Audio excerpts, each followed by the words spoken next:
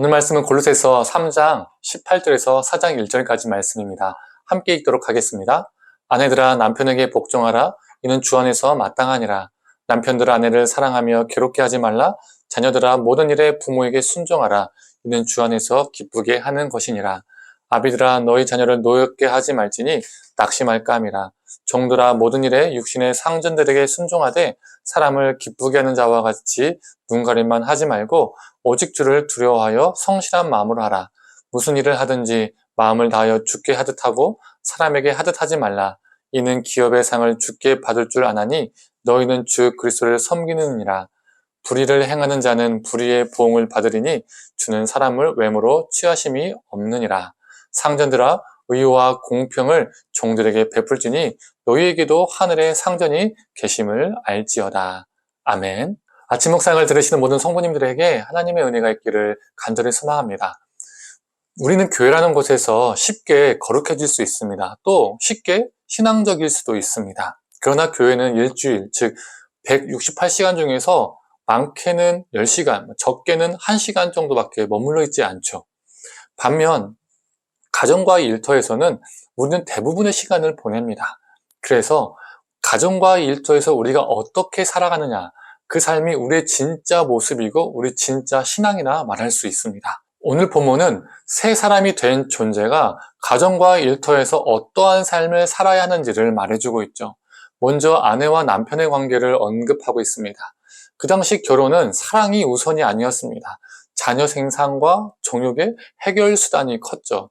여성은 자녀 생산과 종육 해결의 도구일 뿐이었습니다. 즉 남성은 상급 인간, 여성은 남편을 위해 존재하는 하급 인간으로 그렇게 여겨졌었습니다. 여성들이 그렇게 취급을 받았다는 것이죠. 그래서 남편이 아내를 지배하고 다스리며 아내는 남편에게 복종하는 것이 당연하게 받아들여졌던 시대였습니다. 아내들은 고대 가치관과 전통 그리고 문화 안에서 남편에게 복종을 했었죠. 그리고 오늘 본문에서도 바울은 아내들에게 남편에게 복종할 것을 말하고 있습니다. 그냥 보면 다를 게 없습니다. 고대 가치관에서도 아내가 남편에게 복종하는 것이고 지금 바울이 말하는 것도 아내가 남편에게 복종하는 것입니다. 그러나 자세히 들여다보면 다릅니다. 18절에 무엇이라 말하고 있습니까? 아내들아 남편에게 복종해라. 이는 주 안에서 마땅하느니라. 이전에는 고대 근동의 가치관 안에서 남편에게 어쩔 수 없이 사람 취급을 못 받으며 복종했다면 이제는 주 안에서 남편에게 복종하는 것입니다. 주님이 보여주셨던 순종의 모습처럼 주님 때문에 남편을 높여주는 것이죠. 내가 하찮은 인간이고 남편은 더 귀한 존재이기 때문에 나는 여자로 태어나서 어쩔 수 없어. 그런 숙명을 받아들였기 때문에 복종하는 것이 아닙니다. 복종의 이유와 동기가 달라지는 것입니다. 주님 때문에 복종하는 것입니다. 그리고 19절에는 이렇게 말합니다. 남편들아 아내를 사랑하며 괴롭게 하지 말라. 앞에서 언급했던 것처럼 그 당시 세계관은 남편이 아내를 지배하는 것이 당연했습니다. 그래서 인격적으로 아내를 대하지 않아도 됐습니다. 도구일 뿐이니까요. 그런데 아내는 도구가 아니라 지배받아야 하는 존재가 아니라 사랑받아야 할 존재라고 오늘 본문은 선언하고 있습니다.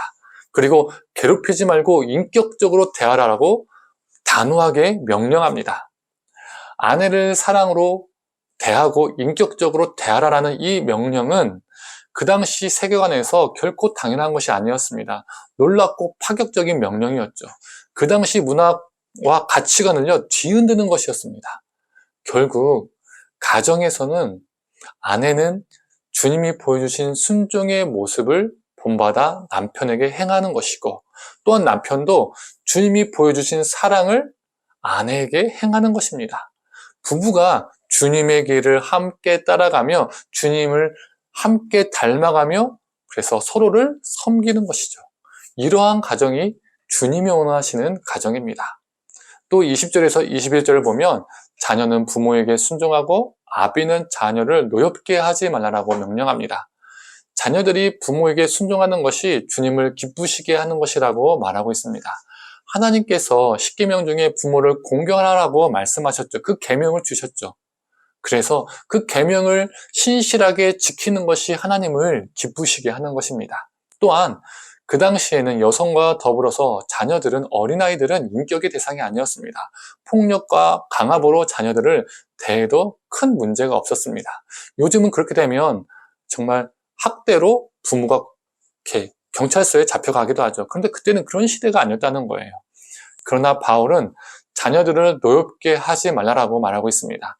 함부로 대하지 말고 인격체로 대하라 라는 것이죠. 자녀들도 하나님의 형상이기 때문입니다.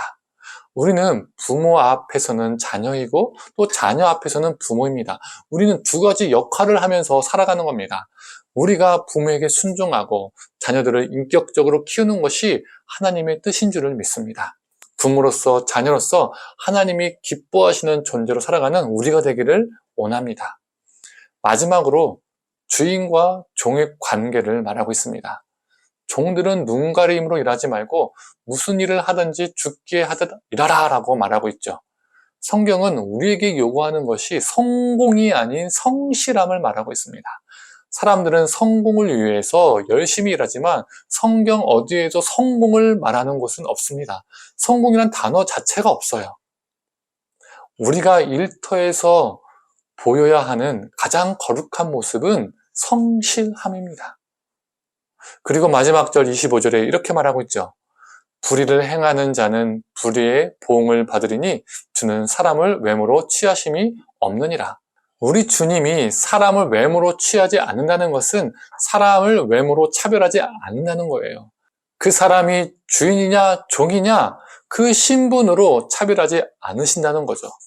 만약 주인이 종을 향해서 불의를 행한다면, 즉 함부로 착취하고 함부로 대한다면, 갑질을 한다면 우리 하나님은 그것을 기억하시고 보응하시겠다라고 말씀하십니다. 그렇다면 주인에게 요구되는 것은 무엇입니까? 종을 향한 인격적인 대우이죠. 그래서 골로새서 4장 1절은요 이렇게 말하고 있습니다. 표준 세번역으로 읽어보겠습니다. 주인이 되신 여러분, 정당하고 공정하게 종들을 대우하십시오. 여러분도 하늘의 주인을 모시고 있다는 사실을 아시기 바랍니다. 이 말씀은 우리가 살아가는 사회에서도 동일하게 적용됩니다. 우리가 고용된 사람이라면 일터에서 성실히 일하는 것이 거룩입니다. 죽게 하듯 성실히 일하는 것이 거룩이고, 우리가 고용한 사람이라면, 우리가 상사라면 직원들을 인격적인 대우, 제대로 된 대우로 대하는 것이 거룩입니다. 교회 안에서만 말씀 많이 보고 기도 열심히 하고 헌금 많이 드리는 것이 거룩이 아닙니다. 일상 속에서, 가정 속에서 일어나야 하는 것이 거룩입니다. 성도님들, 우리 가정과 일터가 거룩의 현장이 되기를 원합니다. 새 사람 된 우리를 통해서 가정과 일터에 하나님 나라가 임하기를 간절히 축원합니다. 함께 기도하겠습니다. 하나님, 죄로 인한 사정 파괴 중에서 인간과 인간의 관계가 파괴되었음을 보게 됩니다. 우리의 주님의 정말 총체적인 구원은 그 인간과 인간의 관계가 회복되는 것임을 하나님, 우리가 다시 한번 마음에 새깁니다. 하나님, 정말 가정과 일터에서 우리의 모든 관계들이 회복되게 하여 주시옵소서. 부부의 관계가, 그리고 부모와 자녀의 관계가, 그리고 동료의 관계가, 그리고 정말 상사와 사장과 직원의 관계가 주님 안에서 거룩하게 회복되게 하여 주시옵소서. 하나님, 그 모든 현장이 거룩의 현장, 그리고 우리 모든 삶이 교회가 되게 하여 주시옵소서. 모든 것을 감사드리며 사랑에 많으신 예수님의 이름으로 기도드립니다. 아멘.